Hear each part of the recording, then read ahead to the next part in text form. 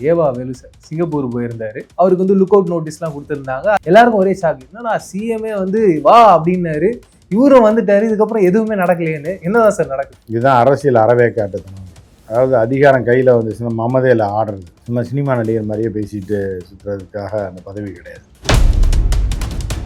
Look out notice யாருக்கு கொடுப்பாங்க அப்படின்னா, ஒருத்தன் வந்து இந்த நாட்டை விட்டே ஓடிட்டான்னு வைங்க, அப்புறம் அவனுக்கு லுக் அவுட் நோட்டீஸ் கொடுத்தா பரவாயில்ல. அரசியல்வாதி போன மாதம் வரைக்கும் ஆட்சியில் இருந்தவர்கள், தொடர்ந்து கட்சியில் இருக்கக்கூடியவங்க, பொறுப்பில் இருக்கக்கூடியவர்களுக்கு எதுக்கு லுக் அவுட் நோட்டீஸ்? இதெல்லாம் தேவையற்ற பில்டப். இந்த அசிங்கம் மூஞ்சில் கரையை பூசி விட்டாங்களா? மக்களை காப்பாற்றுறதுக்காக தானே வரி வாங்குவீங்க. வரி வாங்கி அந்த டிபார்ட்மெண்ட்டுக்கு வரக்கூடிய வருவாய் எதுக்கு வருது? அப்போ எல்லாத்தையும் நாங்கள் பிடிங்கிடுவோம், அதை பண்ணிடுவோம், இதை பண்ணிடுவோம், இப்படி திருப்பி வளைச்சிருவோம், கவுத்திடுவோம்னு சொல்லிவிட்டு இப்போ அவன்கிட்ட பிச்சை எடுத்தேன்னா இது அசிங்கமாக இல்லையா? இப்போ நிர்வாக திறமையற்ற என்ன பண்ண போகிறோன்னே தெரியாமல் மக்களை ஏமாற்றி ஆட்சிக்கு வந்து தாந்தோண்டித்தனமாக நமக்கு என்னெல்லாம் தோணுதோ அதெல்லாம் செய்யுது. இன்னும் என்னத்துக்கு படுபாதாள புள்ளியில் கொண்டு போய் தள்ள போகிறாங்கன்னு தெரியல. திருமாவளவன் சார் என்ன சொல்றாருன்னா, தாவேகாவும் திமுகவும் ஒன்னா சேர்ந்து பயணிக்கணுன்றாங்க. இது கேட்கும் போது எல்லாரும் அதுக்கு எல்லாருமே சேர்ந்துட வேண்டியது. பிஜேபி, காங்கிரஸ் என்ன சேர்ந்து ஒன்றா பயணித்தோம்னா இந்த எல்லா நாளும் எங்கள் வீட்டில் எல்லா நாளும் கார்த்திகைன்னு பாட்டு பாடிட்டு அப்படி போக வேண்டியது. அவர் இடையில கொஞ்ச நாள் ட்ரீட்மெண்ட்டில் இருந்தாங்க. இப்போ அந்த மருந்து ஏதோ ரியாக்ஷன் ஆகிடுதா என்னன்னு, அதுக்கு அந்த மருந்து நீர்த்து போகிறதுக்கு இன்னும் கொஞ்ச நாள் ஆகும். அதனால் சில பேர் வந்து எல்லாம் ஹாஸ்பிட்டலில் அட்மிட் ஆகிட்டா கேட்பாங்க, இப்படி நான் எங்கே இருக்கேன், அந்த மாதிரியான ஒரு சூழ்நிலையில் தான் இருக்காது. வந்து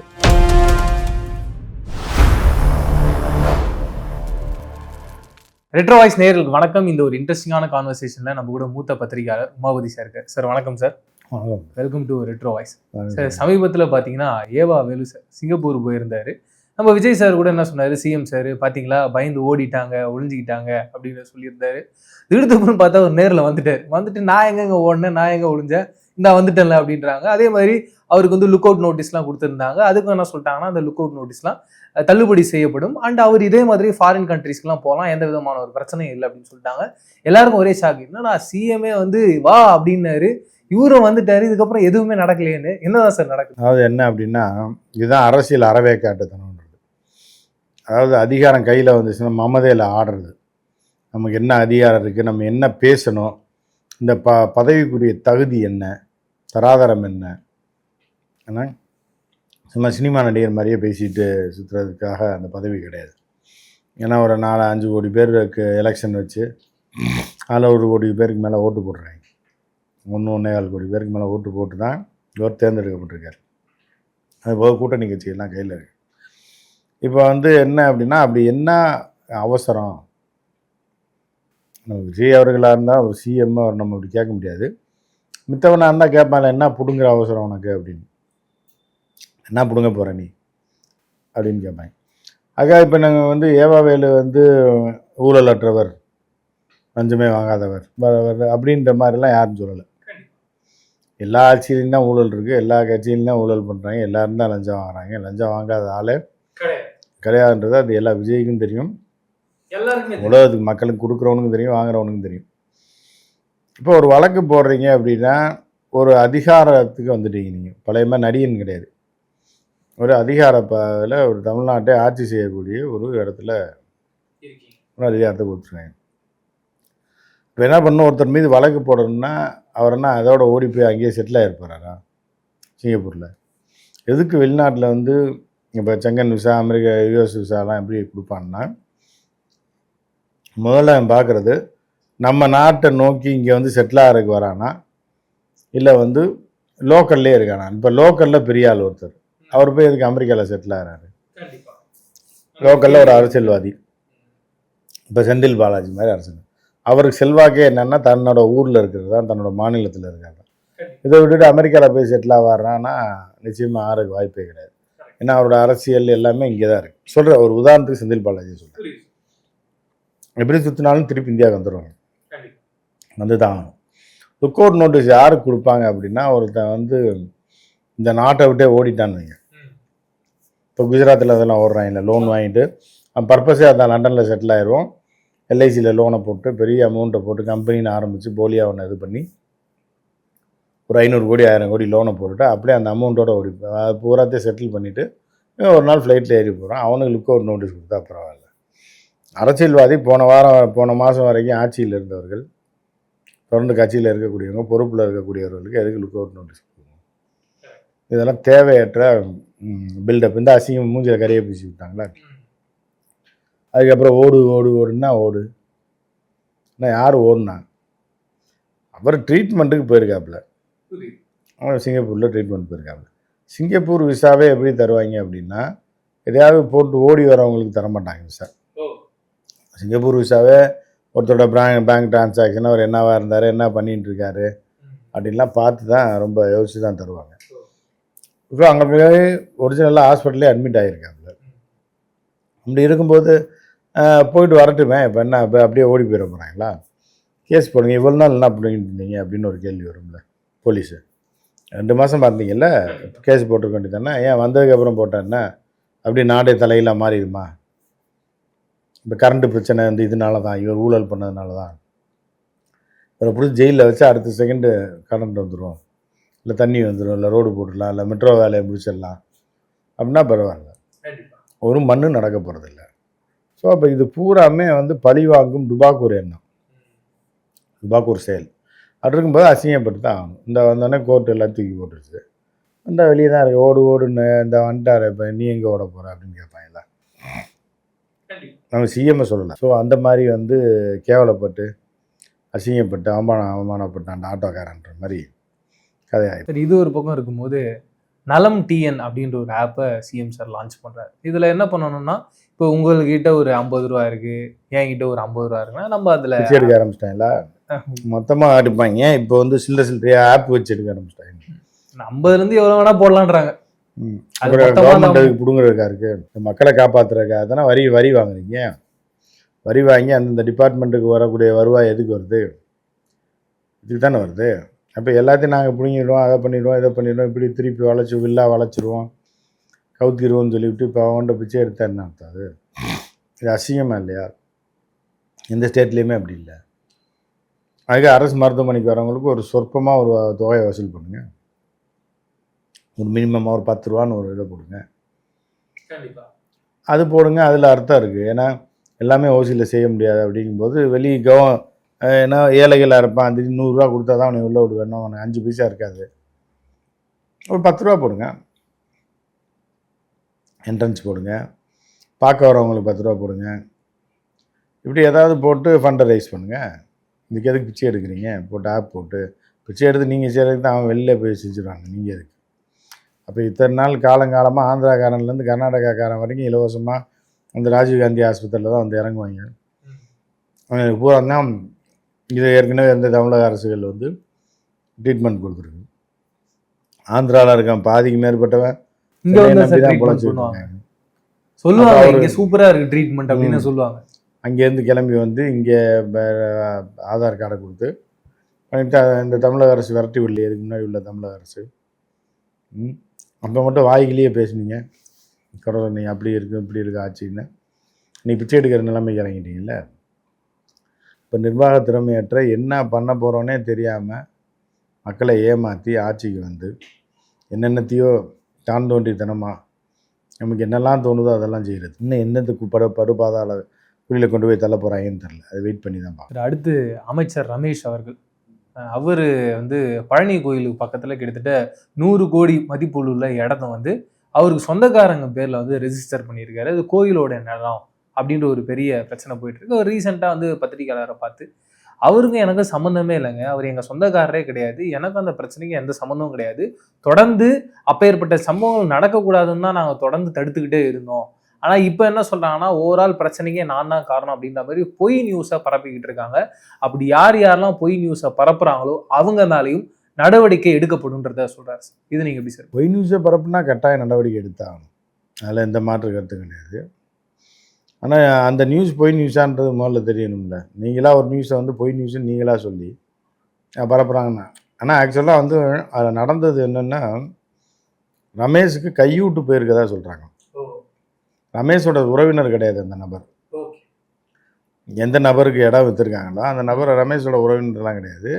ஆனால் ரமேஷ்க்கு தெரிஞ்சு தான் இது நடந்திருக்கு அப்படின்றது தான் சொல்லப்படுது. அந்த ஈவோவும் இன்னொரு நபரும் சேர்ந்து கூட்டு கலாவணித்தனம் பண்ணி தான் அரசு இடத்த, அதுவும் நீதிமன்றம் இது வந்து அரசுக்கு சொந்தமாக அது இப்போ கோவிலுக்கு சொந்தமான இடம் உடனே ஒப்படைக்கணும்னு சொன்னதுக்கப்புறமும் அதன் மீது நடவடிக்கை எடுக்காமல் அதே இடத்த மிகப்பெரிய ஒரு தொகைக்கு இன்னொருத்தருக்கு விற்று அதில் ஒரு ஷேர் வந்து ரமேஷ்க்கு போயிருக்கதா சொல்கிறாங்க. அதனால தான் பிரச்சனை. அதன் பிரதிபலனாக தான் அந்த நபருக்கு உடனடியாக சென்னையில் டெப்டி டைரக்டர் ரேங்கில் ப்ரொமோஷன் கொடுத்து வச்சுருக்கிறதா தான் குற்றச்சாட்டு. அது வேறு சிலர் வந்து ரமேஷோட உறவினருக்கு அந்த இடத்த அபகரித்து விற்றுட்டாங்க அப்படின்றது அது. ஆனால் அதுக்கான ஆதாரங்கள் இல்லை. அந்த நபர் வந்து ரமேஷோட சொந்தக்காரரும் கிடையாது. அமைச்சர் ரமேஷோடைய சொந்தக்காரர் கிடையாது அப்படின்றது தெரியுது. பட் ஆனால் வந்து அந்த இடத்த வந்து சீட்டிங் பண்ணி இப்போ ரொம்ப நாளாகவே ஒரு குடும்பம் சாப்பிட்டுட்டு இருந்திருக்காங்க. அதுக்கப்புறம் அது வழக்குக்கு போயிருக்கு. வழக்குக்கு போய் நீதிமன்றம் வந்து நீ இவ்வளோ நாள் நீ சுரண்டி தின்னது போதும், விட்டுட்டு ஓடி போயிரு அப்படின்னு சொல்லி தீர்ப்பு வழங்கியிருக்கு. அதை மீது நடவடிக்கை எடுக்காத இவங்க ஆட்சிக்கு வந்த உடனே அதாவது என்ன பண்ணுவாங்கன்னா, ஏற்கனவே இருக்கிற அரசாங்கத்துக்கு எல்லா டீட்டெயிலும் தெரியும் அப்படிங்கும்போது இவங்களுக்கு ஒரு லக்கி ப்ரைஸ் அடித்த மாதிரி என்ன ஆகுதுன்னா ஆட்சி மாறிடுது. அப்போ இந்த புதுசாக வரவங்களுக்கு எதுவுமே தெரியாது அப்படிங்கும்போது அவங்கள ஏமாற்றி அங்க இருக்க ஆபீசர்ஸ் என்ன பண்ண முடியுமோ அதை ஆட்டை விடுவாங்க. அது எல்லா டிபார்ட்மெண்ட்லேயும் தான் பண்ணிட்டு இருக்காங்க. எல்லா டிபார்ட்மெண்ட்டும் அனுதினமும் அதுதான் நடந்துகிட்டு இருக்கு இப்போ தமிழ்நாடு அரசில். சரியா? அதில் ஒன்று தான் இது மாட்டிக்கிச்சு. ஸோ இப்போ ஒரு வழக்கு போடுறேன்னா பொய் தகவல் இருந்தால் வழக்கு போடலாம். இவங்க சொந்தக்காரங்கன்றது தப்பு, அது இல்லை. ஆனால் இதில் இவருக்கும் பங்கு இருக்குன்னு மீன்ஸ் வந்து பங்காட்டோவில் பங்கு கொடுத்த மாதிரின்னு சொல்லல, ஏதோ ஒரு பங்கு கொடுத்துருக்காங்கன்ற மாதிரி தான் அதை வந்து விளக்க வேண்டியது ரமேஷோட கடமை. அண்டு ஓவராலாக இந்த கேஸை பொறுத்த வரைக்கும் ரொம்ப ஸ்ட்ராங்காக என்ன சொல்கிறாங்கன்னா சார், பத்திரிகையாளர் எல்லாருமே கேள்வி கேட்குறாங்க. சரிங்க சார், இப்படி ஒரு சம்பவம் நடந்திருக்கு, அதை முன்னாடியே நீங்கள் தடுத்து நிறுத்தியிருக்கணும், இவ்வளோ தூரம் வெளியில் வந்ததுக்கப்புறமா இதுக்கும் எனக்கும் பிரச்சனை இல்லைன்னு சொல்கிறீங்களே, இது எப்படி நியாயமாக இருக்கும் அப்படின்றது கேட்குறாங்க. அண்டு இதை மேற்கோள் காட்டி இதுக்கு முன்னாடி இப்போ ஏற்பட்ட சம்பவங்கள் நிறைய தமிழ்நாட்டில் ரீசெண்ட் டைம்ஸில் நடந்திருக்கு, அதை பற்றி நீங்கள் என்ன சொல்றீங்கன்னு கேட்கும்போது எல்லாத்துக்குமே எங்ககிட்ட ஆதாரம் இருக்குது அப்படின்ற மாதிரி பேசுகிறாரு. என்ன ஆதாரம் இருக்கு? அதுதான் எதுவும் கொடுக்கல, சொல்லலை. கண்டிப்பாக நாங்கள் வந்து அதுக்கு மேலே தக்க நடவடிக்கை எடுக்கப்படும் அப்படின்றத சொல்லிடுறோம். அந்த ஒரு வார்த்தை தான் இவங்களுக்கு வந்து அந்த இதில் சொல்லுவாங்க, அந்த பொண்ணு பார்க்க வரும்போது ஸ்னேகா அப்படின்ற ஒரு வார்த்தையில தான்டா நான் மயங்கிட்டேன் அப்படின்ற மாதிரி இவங்க எல்லாருமே சொல்கிறது திருட்டு கும்பல். நம்ம ரமேஷ் சொல்கிறோன்னு நினச்சாங்க அமைச்சர். அவர் திருட்டு கும்பலுக்கு பூரா இருக்க ஒரே ஒரு வார்த்தை என்னென்னா தக்க நடவடிக்கை எடுக்கப்படும், உரிய நேரத்தில் நடவடிக்கை தக்க நடவடிக்கை. இதுதான் இவங்களுக்கு வந்து இதை வச்சே ஓட்டி இருக்கிறதெல்லாம் கொள்ளையடிச்சு போயிடுவாங்க. இது யதார்த்தமாக நடக்கிறது தான்.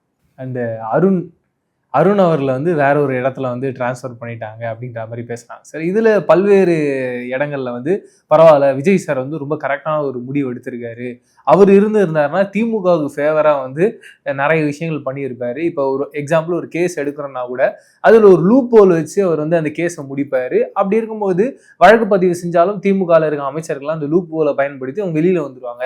அப்பேற்பட்ட ஒரு ஆஃபீஸராக இருந்திருப்பார். கரெக்டாக வந்து விஜய் சார் கண்டுபிடிச்சி அவர் அந்த பதவியிலேருந்து நீக்கிட்டார் அப்படின்ற மாதிரி சொல்கிறாங்க. இதை நீங்கள் எப்படி சார் பார்க்க? இல்லை, அதெல்லாம் அப்புறம் எதுக்கு அப்போ முதல்ல முட்டாளாக இருந்தாரான்னு கேட்பாங்க.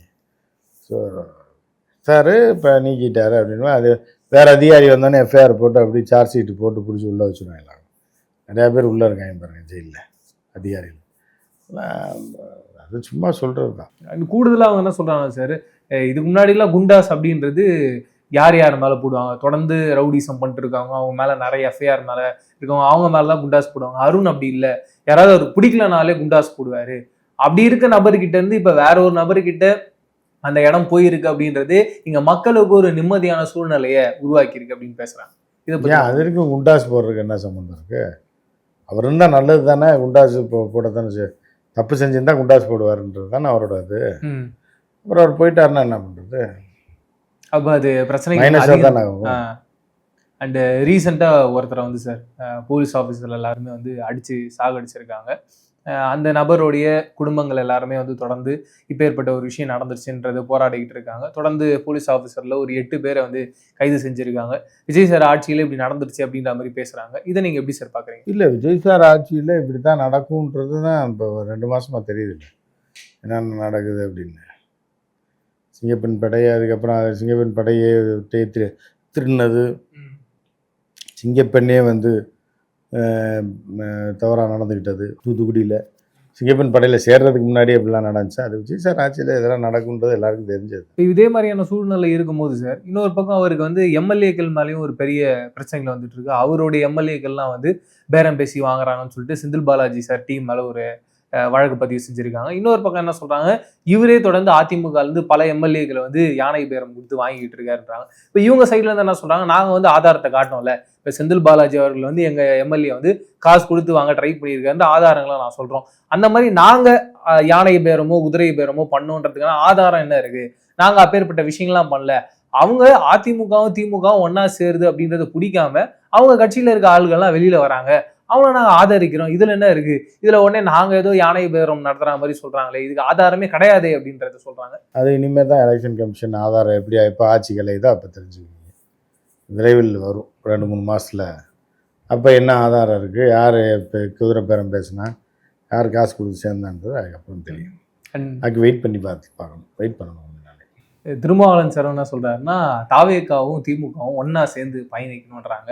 இது கேட்கும் போது எல்லாரும் அதுக்கு எல்லாருமே சேர்ந்துட வேண்டியது. பிஜேபி காங்கிரஸ் என்ன சேர்ந்து ஒன்றா பயணித்தோம்னா, அந்த எல்லா நாளும் எங்கள் வீட்டில் எல்லா நாளும் கார்த்திகேயன் பாட்டு பாடிட்டு அப்படி போக வேண்டியதானே, அதை கூட பண்ணலாம். அதனால் அதை கூட அவர் சொல்லலாம், காங்கிரஸும் பிஜேபியும் இணைஞ்சிடலாம், மொத்தமாக சேர்ந்துட்டோன்னு வைங்க. எதுக்கு எதிர்ப்பு, பிரச்சனையே இருக்காது, எல்லாரும் சந்தோஷமா இருந்துக்கலாம். எல்லாம் கூட்டுக்குள்ளே அடிச்சுட்டு எல்லாம் இஷ்டத்துக்கு எல்லாத்தையும் பண்ணிட்டு போயிட்டே இருக்க வேண்டியது. அது நல்லா இருக்குல்ல, எதிர்கட்சியே எல்லாம் பெறும்ல. கண்டிப்பா பார்லிமெண்ட்டில் சண்டை கொண்டு வந்து பில்லை கொண்டு வந்து வைக்க வேண்டியது, பாஸ் பண்ணிட்டு போயிட்டே இருக்க வேண்டியது. சாயந்தரம் ஆனால் டீ சாப்பிட்டு வீட்டுக்கு போயிட வேண்டியதான். அது நல்லா தான் இருக்குது. அந்த மாதிரி தான் அவர் ஆசைப்படுறாரு. அவர் எல்லாம் ஒன்றா இருக்குன்னு ஆசைப்படுறாரு. இல்லை சார், இப்போ திருமாவளவன் சார் தொடர்ந்து இப்பேற்பட்ட விஷயங்களை பேசிட்டு இருக்காரு. திடீர்னு ஒரு நாள் திமுக ஆதரிச்சு பேசுறாரு, திடீர்னு ஒரு நாள் தாவேக ஆதரிச்சு திமுக எதிர்த்து பேசுறாரு. என்ன மனநிலையில இருக்காரு அப்படின்னு ஒரு கேள்வி வருது. நீங்க இதை எப்படி சார் பாக்குறீங்க? அவர் இடையில கொஞ்ச நாள் ட்ரீட்மெண்ட்ல இருந்தார். இப்போ அந்த மருந்து ஏதோ ரியாக்ஷன் ஆகிடுதா என்னன்னு தெரியல. அதுக்கு அந்த மருந்து நீர்த்து போகிறதுக்கு இன்னும் கொஞ்ச நாள் ஆகும். அதனால் சில பேர் வந்து எல்லாம் ஹாஸ்பிட்டல் அட்மிட் ஆகிட்டா கேட்பாங்க, திடீர்னு நான் எங்கே இருக்கேன் அப்படின்னு. அந்த மாதிரியான ஒரு சூழ்நிலையில் தான் இருக்கார் அவர். கொஞ்ச நாளில் சரியாயிடும். வேறு மாற்று மருந்து கொடுக்கும்போது சிலது அப்படியே கொஞ்சம் செட்டில் ஆகி ஒரு மாதிரியா மாறும். நான் இங்கே தான் இருக்கேனா, இப்போ தெளிவாயிடுச்சு அப்படின்ற மாதிரி இருக்குது. அது அப்போ அந்த இது ஆசையெல்லாம் வரும். காய்ச்சலில் படுத்திருக்கும்போது ரசம் சோறு சாப்பிட்ணும், பிரியாணி சாப்பிட்ணும்னு ஆசை வரும். அந்த மாதிரி தான் இப்போ அவருக்கு இருக்குது. கொஞ்ச நாளில் சரியாயிடும். தெரிஞ்சிடும் பிரியாணியா ரசம் சோறா அப்படின்னு தெரிஞ்சிச்சுன்னா அதுக்கப்புறம் அமைதியாகிடுவார்.